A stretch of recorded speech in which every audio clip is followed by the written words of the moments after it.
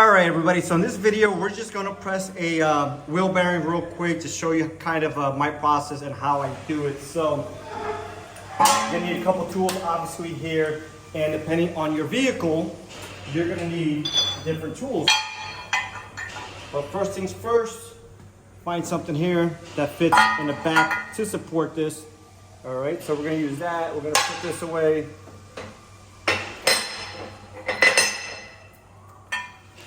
Gonna use this like this. All right, everything is nice and good there. Now, your bearing, this part, which triggers the sensor, must face down towards the sensor on this particular vehicle. I believe most of them are like that, but on Hondas, they're all like that. And what I like to do is I like to check it, because for a while there, we had some that were defective right out of the box. So I like to check it here, and everything is looking good. So we are good to go here. If you don't have one of these, pick one up, find them on eBay, Amazon, stuff like that. So like I said, this one facing down. Try to get this as even as possible. And we're old school here. We have a hand pump press with a lot of repairs, we'll call it.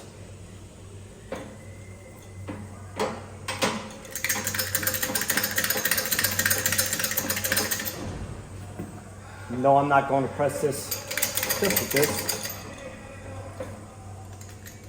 but to get started,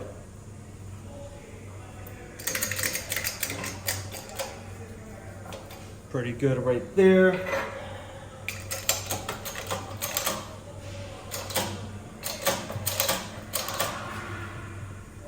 Fairly straight here. Press this all the way down.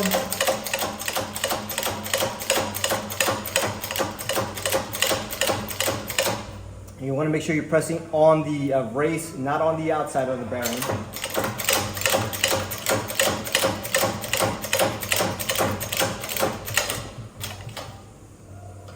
All right, we are good there. Release the pressure. Let it come all the way up. Now we have to install our snap ring. So some of them matters. This one is flat on both sides. Doesn't really matter, but regardless, I'll install it the same way it came out. This side was facing up or out, so we're gonna go ahead and install it that way.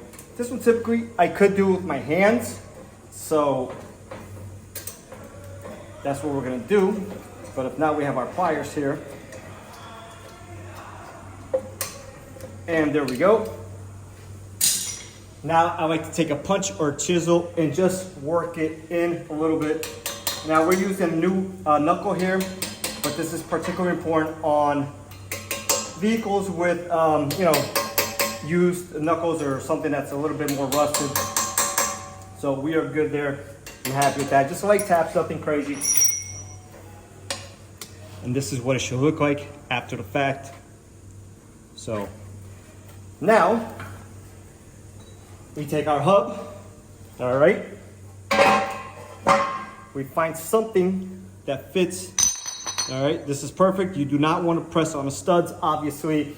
We're gonna flip it upside down. Yes, this is how I do it, because I like to keep an eye on everything that I'm doing on the other side, because typically on this side here, there's nothing you could damage, but on this side, you could damage that ring and then give yourself, ABS lights and stuff like that. So this is the way I do it. Works flawlessly. This is how I teach everyone to do it here, so nobody has any problems. And once again, take this out real quick. You want to find something that fits in this race here, all right? Don't want to go on either side. You want to right perfectly in the middle, which this is the tool I use for this one.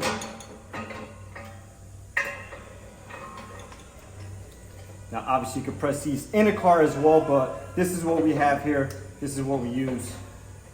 So, let me lock my jack here, my bottle jack. Very technology improved here. Technology here is A++. Try to center it as good as possible here.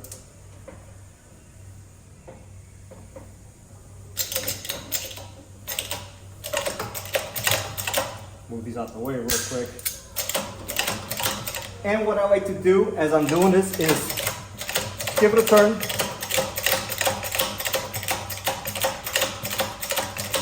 If you were replacing a knuckle like I was, it's very important to install the shield before the hub.